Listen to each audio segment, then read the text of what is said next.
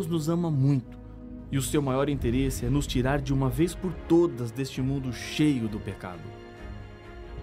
Mas como Deus planeja nos tirar deste mundo? Será que Ele quer destruir por completo este mundo, matando tudo e todos, para nos levar para o céu?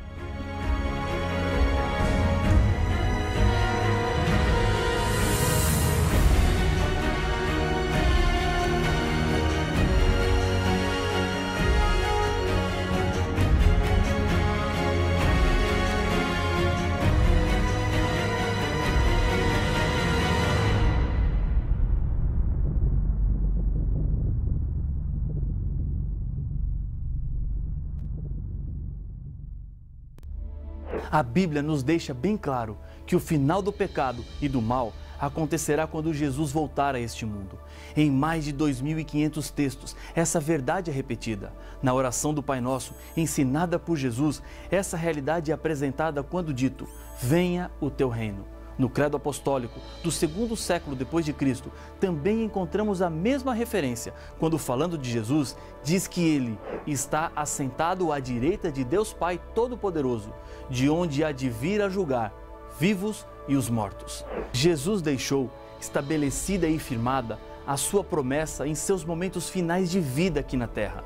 No Evangelho de João, no capítulo 14, nos 3 primeiros versos encontramos: não se turbe o vosso coração. Credes em Deus? Crede também em mim. Na casa de meu Pai há muitas moradas. Se assim não fora, eu vô-lo teria dito, pois vou preparar-vos lugar. E quando eu for e vos preparar lugar, voltarei e vos receberei para mim mesmo, para que onde eu estou, estejais vós também. No livro do Apocalipse, no primeiro capítulo, fala do momento da volta de Jesus. Eis que vem com a nuvem, e todo olho o verá. Apocalipse capítulo 1, verso 7. Por essa descrição, é possível entender que ninguém ficará sem saber o que está acontecendo. Cada habitante do planeta que estiver vivo por ocasião da volta de Jesus assistirá a algo único e maravilhoso. Mas você se surpreenderia se eu lhe dissesse que Satanás tentará enganar as pessoas com relação à volta de Jesus? Ele fez isso quando Jesus veio pela primeira vez. Ele conseguiu fomentar a ignorância, o erro e a falta de interesse, que resultou em um povo que foi tomado de surpresa, sem nenhuma preocupação com o que estava acontecendo em uma manjedoura de Belém, marcada por uma estrela. Esse engano do diabo foi alertado também por Jesus. Acompanhe o que ele disse em seu sermão falando sobre o futuro, em Mateus capítulo 24, versos 4 e 5. E ele lhes respondeu: vede que ninguém vos engane, porque virão muitos em meu nome dizendo, eu sou o Cristo, e enganarão a muitos. Existem hoje muitas pessoas que estão afirmando ser Jesus com autoridade ou em nome dele. Em consequência disso, lideram igrejas, onde a sua palavra vale como se fosse a palavra do próprio Deus. E o mais impressionante é que existem pessoas dispostas a seguirem essas ideias. Na história, encontramos várias tragédias que foram resultados desses falsos cristos, como suicídios e até mesmo homicídios em massa. E o engano não seria com pequenos sinais, mas deixariam as pessoas perplexas e até certo ponto surpresas. O livro do Apocalipse diz: porque eles são espíritos de demônios, operadores de sinais, e se dirigem aos reis do mundo inteiro, com o fim de ajuntá-los para a peleja do grande dia do Deus Todo-Poderoso. Apocalipse, capítulo 16, verso 14. Paulo também alertou quanto a esse perigo, em 2 Coríntios, capítulo 11, verso 14. E não é de admirar, porque o próprio Satanás se transforma em anjo de luz. Mas todo o seu engano e suas estratégias para fazer o ser humano sofrer não ficarão sem nenhuma punição. A volta de Jesus é também o momento no qual Deus fará o acerto com o maior inimigo da humanidade. Paulo, em outra carta, diz que quando Jesus voltar, então será de fato revelado o iníquo, a quem o Senhor Jesus matará com o sopro de sua boca e o destruirá pela manifestação de sua vinda. Ora, o aparecimento do iníquo é segundo a eficácia de Satanás, com todo o poder e sinais e prodígios da mentira e com todo o engano de injustiça aos que perecem, porque não acolheram o amor da verdade para serem salvos. Em 2 Tessalonicenses capítulo 2, versos 8, 9 e 10, fica claro que Satanás tentará imitar a segunda vinda de Cristo a essa terra. Mesmo a Bíblia trazendo essa advertência, isso não será suficiente para todas as pessoas estarem preparadas. Você fez uma escolha muito importante, decidiu estudar a Bíblia. Jesus disse que a verdade da Bíblia tem um poder libertador. Liberta o ser humano do engano, da falsidade religiosa, do medo, do mal deste mundo e, acima de tudo, nos libertará de uma vez por todas do pecado que destrói a nossa felicidade. Quando Jesus voltar, Ele não virá secretamente como foi a sua primeira vinda a este mundo. O próprio Senhor Jesus disse: então, se alguém vos disser, eis aqui o Cristo, ou ei-lo ali, não acrediteis, porque surgirão falsos cristos e falsos profetas, operando grandes sinais e prodígios, para enganar, se possível, os próprios eleitos. Vede que vô-lo tenho predito. Portanto, se vos disserem, eis que ele está no deserto, não saiais, ou ei-lo no interior da casa, não acrediteis, porque assim como o relâmpago sai do Oriente e se mostra até no Ocidente, assim há de ser a vinda do Filho do Homem. Mateus capítulo 24, versos 23 a 27.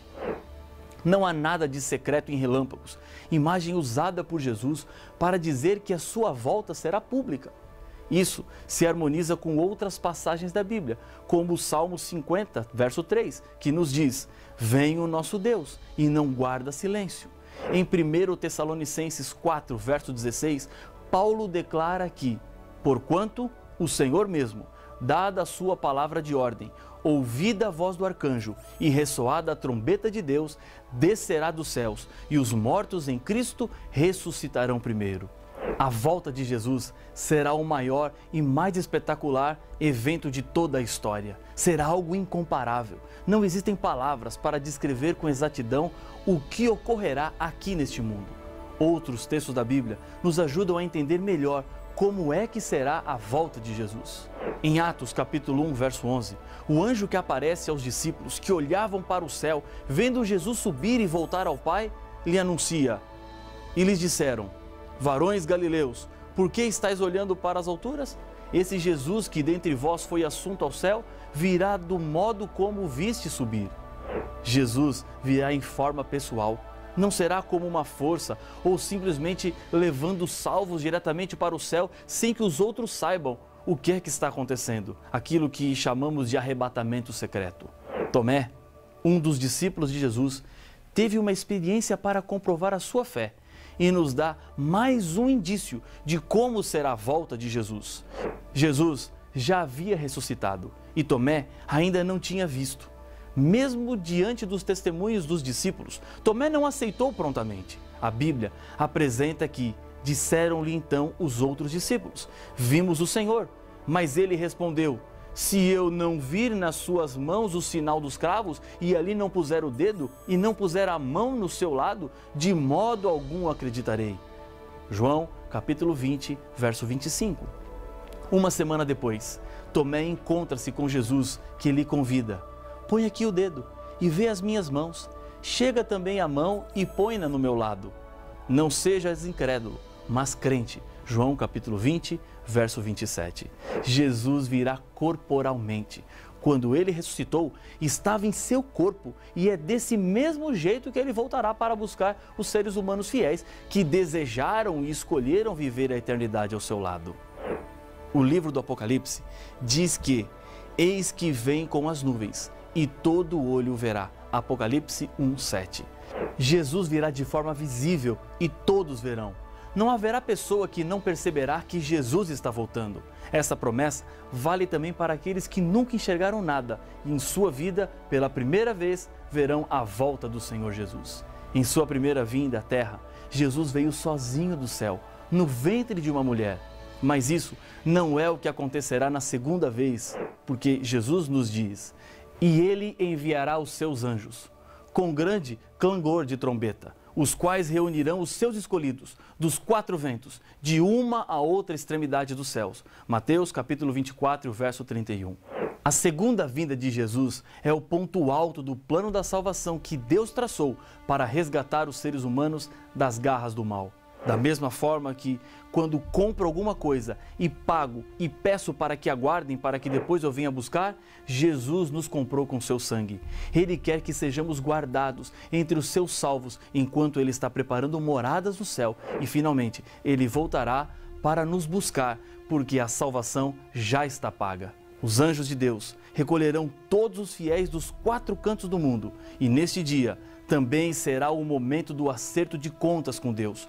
No Apocalipse capítulo 22, verso 12, João nos diz que com a volta de Jesus, ele dirá: "E eis que venho sem demora, e comigo está o galardão, que tenho para retribuir a cada um segundo as suas obras." Naquele dia não haverá desculpas. A tendência de esquecer as nossas responsabilidades é percebida em muitos aspectos das nossas vidas. Grandes esforços são feitos em muitos tribunais para tentar inocentar um criminoso culpado. Algumas das desculpas dizem que ele não pode ser responsabilizado pelo que fez, pois quando era criança foi abusado e por isso tem esse comportamento agressivo. Quando dois carros batem, na maioria das vezes gera-se um impasse em quem é o culpado. Um sempre quer colocar a culpa no outro. Não está distante de nós o dia em que cada um dará contas de si mesmo a Deus. Diante de Deus, não podemos justificar as nossas culpas e nem querer colocar a culpa em alguém. Você precisa abandonar o que hoje está lhe afastando de Deus. Ele te chama para uma nova vida aqui na terra e assim, Ele quer lhe preparar para o dia do grande encontro. Será um momento de muita alegria, um dia maravilhoso para os salvos. Isaías, falando sobre esse dia, nos diz que tragará a morte para sempre, e assim enxugará o Senhor Deus as lágrimas de todos os rostos, e tirará de toda a terra o opróbrio do seu povo, porque o Senhor falou. Isaías capítulo 25, verso 8. Momento do reencontro com pessoas queridas, mães com seus filhos, filhos com seus pais, pessoas que foram separadas de nós por causa de tragédias, abraços carregados de saudades, mas ao mesmo tempo comemorando um tempo de paz e alegria que nunca mais terá fim. Eu quero encontrar algumas pessoas que deixaram marcas positivas em minha vida, mas que por causa da morte já não estão mais aqui. Será o fim de todo o mal. Para aqueles que não se entregaram, a volta de Jesus, ao invés de ser um momento de alegria e comemoração, será um tempo de choro, angústia e medo.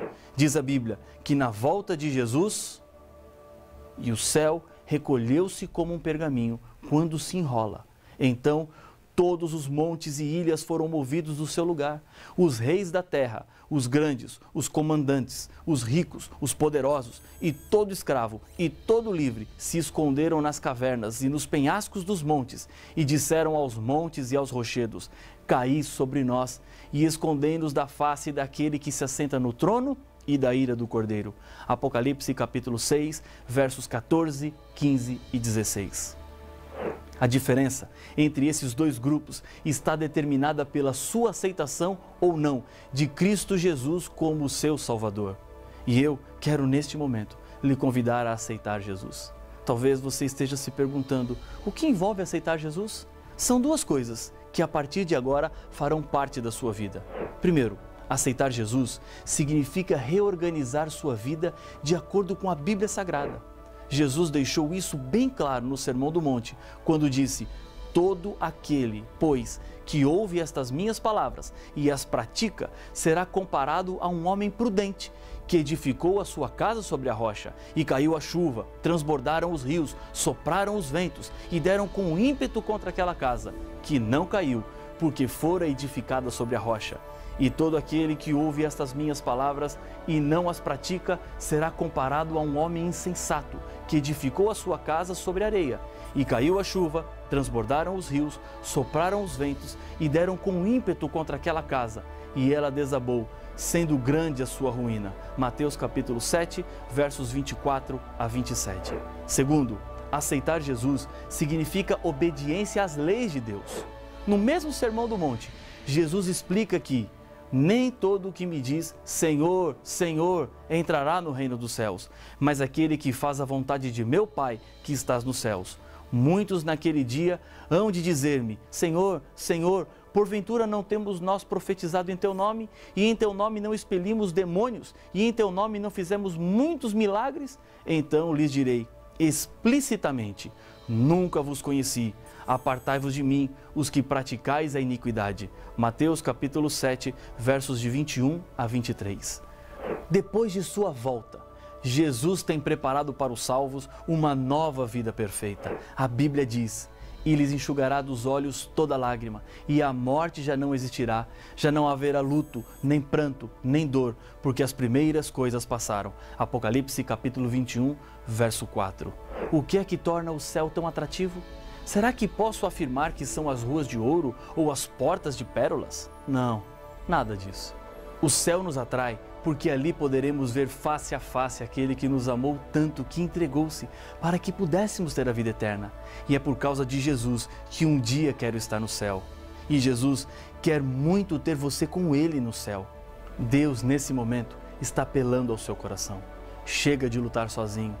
Deus quer lutar ao seu lado. Ele te ama. Importa-se com a sua vida. Ele vai voltar. E hoje, o que você tem que fazer é dizer, Senhor, eu quero me preparar para viver a eternidade ao seu lado. Se essa é a sua decisão, ore comigo. Senhor, a Tua palavra, a inspiração que nos deixaste, nos mostra que há uma saída para todo o problema do mal deste mundo, a Tua volta. Neste momento, comigo ora este Teu filho, esta Tua filha, que decide agora preparar-se para o dia do grande encontro. Por isso, eu coloco estas vidas nas Tuas mãos, no nome de Jesus. Amém. Satanás está furioso porque a Bíblia Sagrada mostra quem realmente ele é. Nenhum problema é tão grande que Deus não tem uma solução, até mesmo para a morte. A ressurreição dos mortos não é nenhuma surpresa dentro da Bíblia. Mas como Jesus irá ressuscitar pessoas que morreram cremadas ou que se perderam nas profundidades dos mares? Jesus ressuscitará a todos ou só as pessoas que o escolheram como seu salvador pessoal? Para saber as respostas, não perca o próximo episódio de Apocalipse, o fim revelado.